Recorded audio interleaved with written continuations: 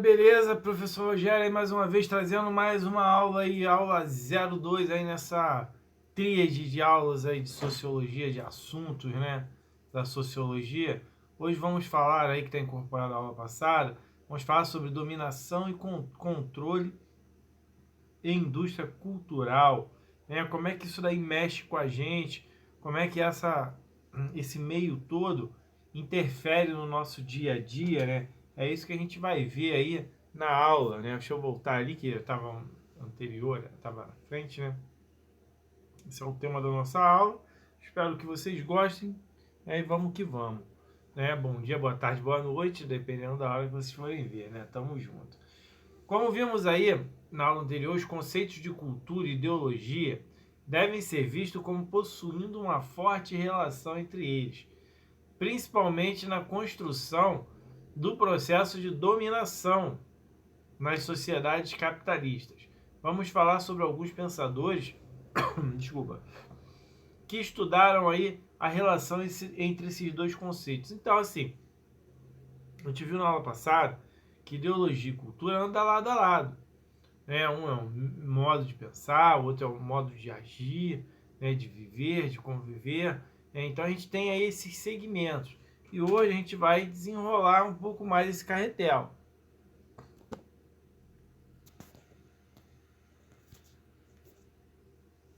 O italiano Antonio Gramsci, né, analisa a relação entre a cultura e ideologia com base no conceito de hegemonia. É uma palavra de origem grega,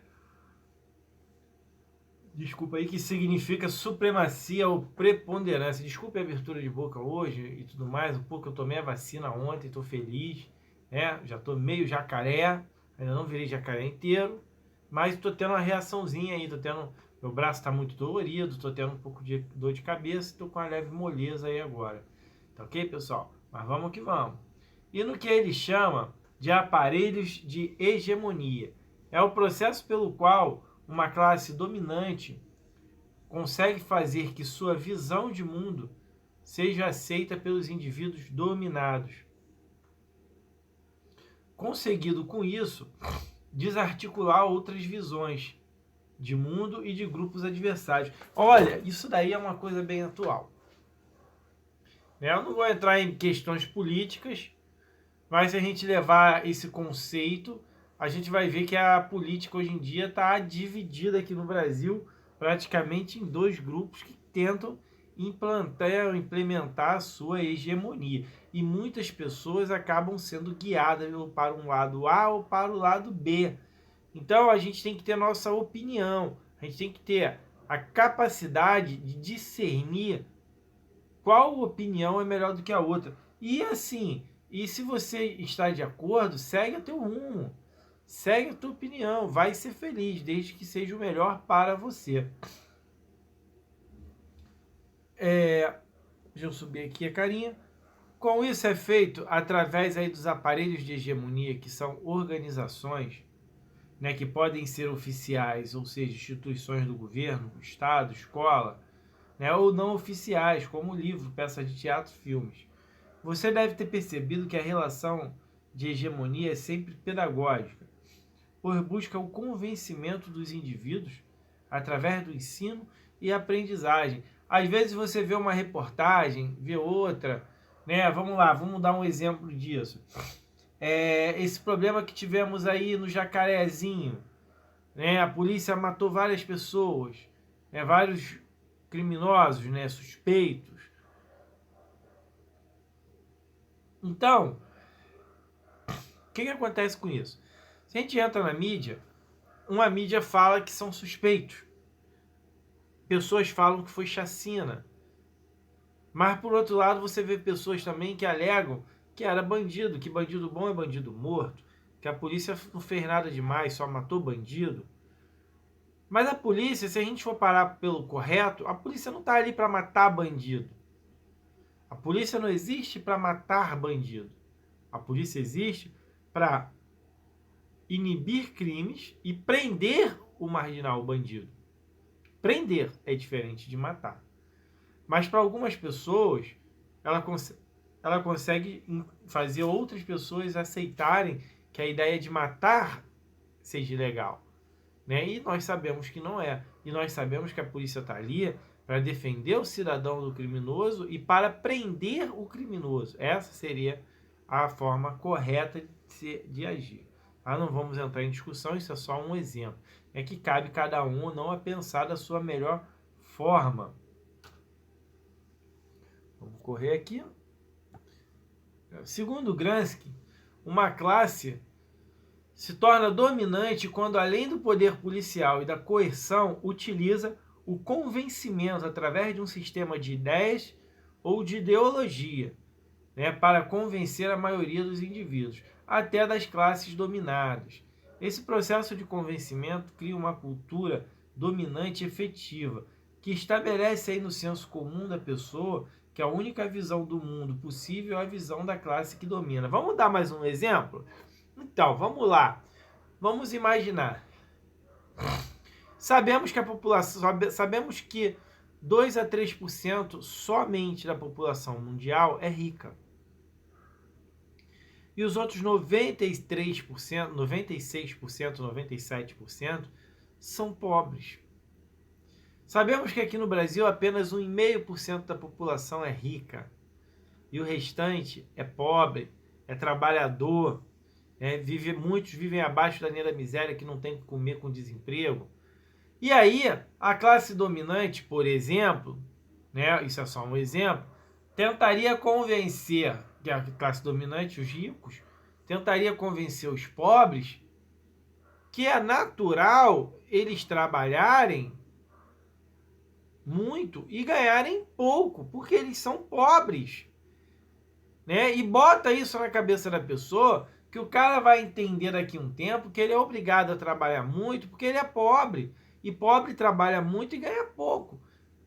E isso daí serve para quê? Para que esse cara lá na frente, uma pessoa chegue e fala para ele assim: seu fulano, vai estudar, estuda, se forma em algo, né? Se especializa em alguma coisa que a sua vida tende a melhorar. Aí esse cara vai te repetir o que falaram para ele. Não, eu sou pobre. Pobre trabalha muito e ganha pouco. Entendeu? Isso ficou uma coisa que seria uma certa verdade para esse cidadão. E ele vai passar isso para frente, que acaba passando isso para várias pessoas e que forma um grupo grande. Ou seja, vai criar uma ideologia de que o pobre tem que trabalhar muito e ganhar pouco. Não adianta o pobre estudar porque ele não vai mudar a classe dele. E a gente sabe que não é isso. Sabe que a gente só consegue melhorar através da educação, da cultura. Isso, como eu provo isso? Países como a Coreia do Sul, na década de 60, era pior do que o Brasil. Investiu durante 20 anos massivamente em educação. Na década de 80 já tinha um PIB melhor do que o nosso. Hoje é um dos grandes PIBs mundiais.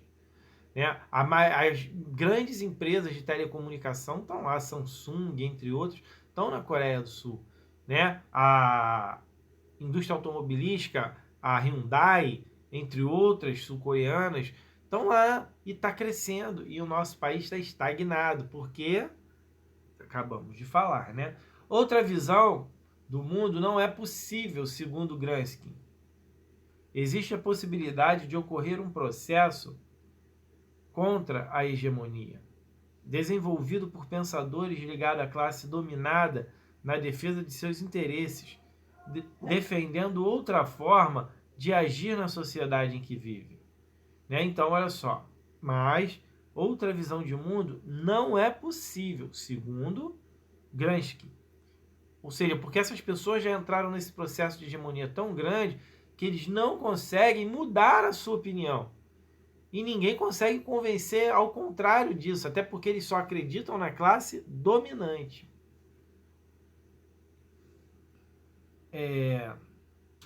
Vamos lá, né? Essa vacina é cruel, os sintomas reaparecem, né? Meu Deus, mas se Deus quiser eu vou ficar bem. O outro importante pensador que tratou do assunto, né, foi o sociólogo francês Pierre Bourdieu. Através aí do conceito da violência simbólica, buscou identificar as formas culturais que impõem e fazem com que a gente aceite como normal, como uma verdade que sempre existiu e que a gente não pode questionar, né, um conjunto de normas e regras não escritas nem ditas. Disso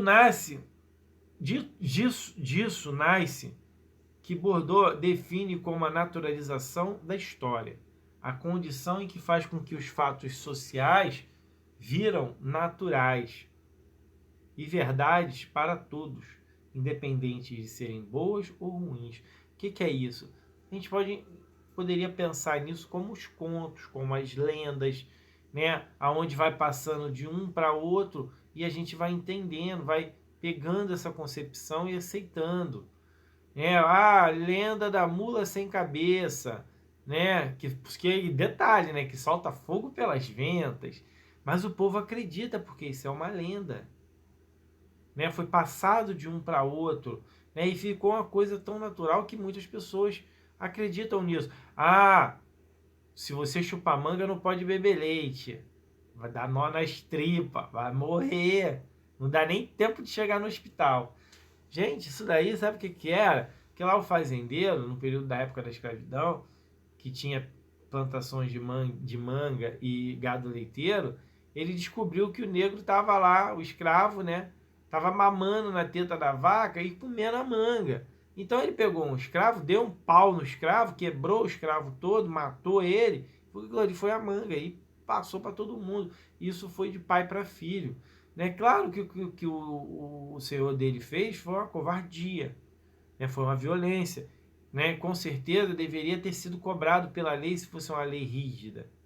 Mas não era lei na época, né? Não era como se tratava nessa época. Então, isso daí acabou pegando e os outros escravos pararam, né, de mamar na teta da vaca, porque eles sabiam que se tomasse leite logo em seguida comesse manga, poderiam morrer. Aquele ditado, chupacana e assoviar, né, que ninguém consegue. Por quê? Porque o cara trabalhava no canavial, comia cana, aí o senhor do escravo chegou e falou, agora eu quero que vocês assoviem o tempo inteiro. Porque ele sabia que o escravo, se estivesse assoviando, ele não estaria comendo a cana. Então, quando o escravo parasse de assoviar, é porque provavelmente ele estava comendo a cana. Aí ele seria cobrado por isso, né? Por isso, violência aí. Vamos movimentar aqui. A violência simbólica é muito clara durante a nossa educação formal. Quando vamos para a escola, devemos obedecer sempre um conjunto de regras, aprender determinados saberes pré-determinados, estabelecidos como sendo o que deve ser ensinado. Essas regras e saberes não são questionadas nem sabemos quem os definiu. Ou seja, elas estão lá e nós temos que aprender. É claro que algumas coisas é usado em todo o nosso dia a dia. A matemática é usada em todo momento, a história é usada em todo momento, a geografia é usada em todo momento, o português é usado em todo momento, o inglês não. Mas vai que você quer viajar, então você vai ter que usar. Na realidade, são saberes que estão ali porque são interessantes para a gente, não que são obrigados, mas que são interessantes e que todos têm usabilidade no nosso dia a dia. Não se esqueçam disso, tá, gente? Um conceito muito importante foi criado aí pelos pensadores da escola de Frankfurt, Theodor Adorno, né, e Max Horkheimer, né, a indústria cultural. Esse conceito está ligado ao que conhecemos como cultura de massa e segue a lógica do sistema capitalista, ou seja, produção em larga escala de produtos, no caso de produtos culturais, tornados aí disponíveis para quem pode comprá-los, né? Televisão, rádio, cinema, né? Um filme, Netflix atualmente, o cara quer ver filme, vai lá, pega no Netflix e compra aquilo, né? E por que essa indústria cultural? Porque é uma indústria que faz moda. Né? Você vê lá uma menina, uma mulher num filme usando um determinado vestido, aí a menina aqui, a mulher aqui quer comprar aquele vestido igual porque ela achou interessante, porque tá na moda, porque é bonito. Né? Isso é indústria. A indústria está jogando na tua cabeça que você deve anexar aquilo ali e você acaba aceitando. O sistema capitalista percebe que uma massa emerge e ainda mais percebe que, além de se produzir mercadorias de consumo geral para essa massa, poderia ser possível produzir também em larga escala e elementos da cultura, transformando-os em mercadoria.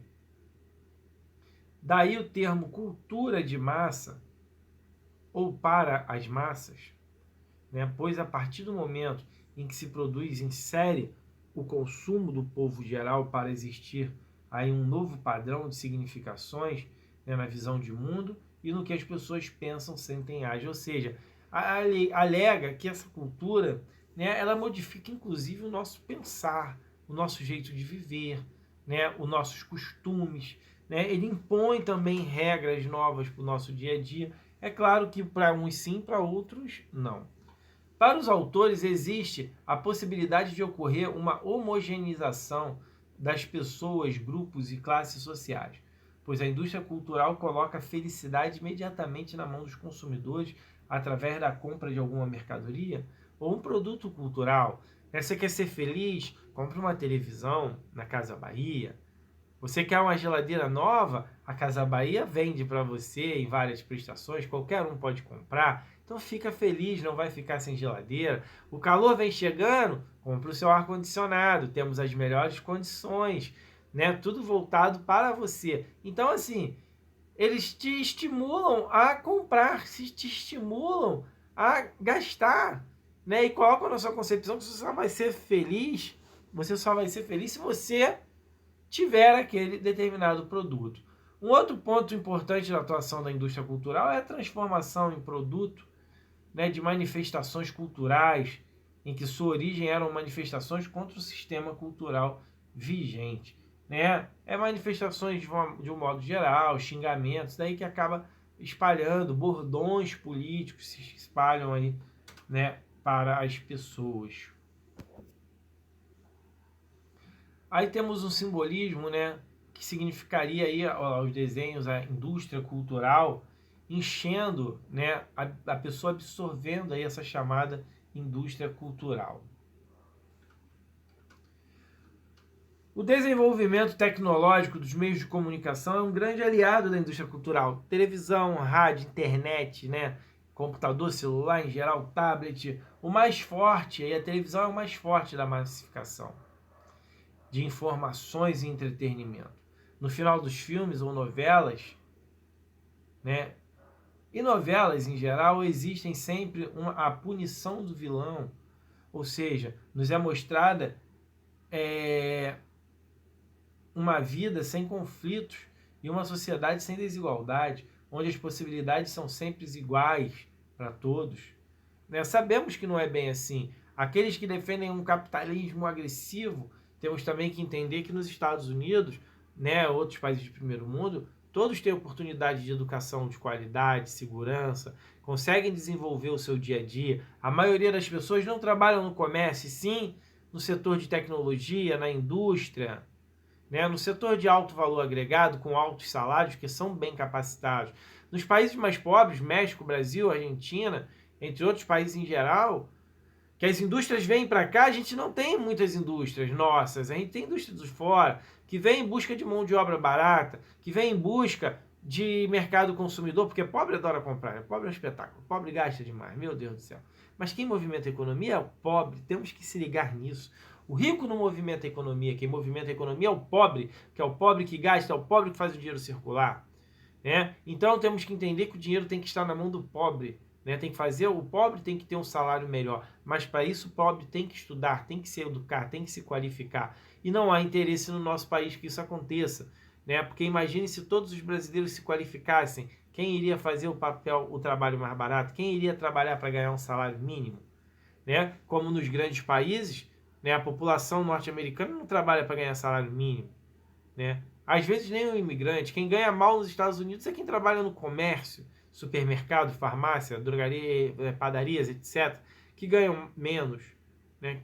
Quem trabalha nos outros setores ganha muito mais. E é o oposto da gente, porque aqui quem trabalha, a maioria das pessoas trabalha no comércio e ganham salários, né, medianos aí, entre R$1.000 e R$2.000. Então querem colocar isso na cabeça, que isso é bom. Isso não é bom, gente. O bom é você estudar, é você ter conhecimento, adquirir conteúdo, para você chegar ali na frente, escolher uma profissão boa, você se formar, se habilitar, se qualificar em um determinado trabalho e poder trabalhar naquilo que você se qualificou, ganhando dignamente, uma coisa compensando, valeu a pena. Você vai falar, olha, eu estudei muito, mas cheguei aqui e valeu a pena. Isso é o mais importante, é isso que temos que ouvir. Trabalhar, todos têm que trabalhar, mas tem que valer a pena trabalhar.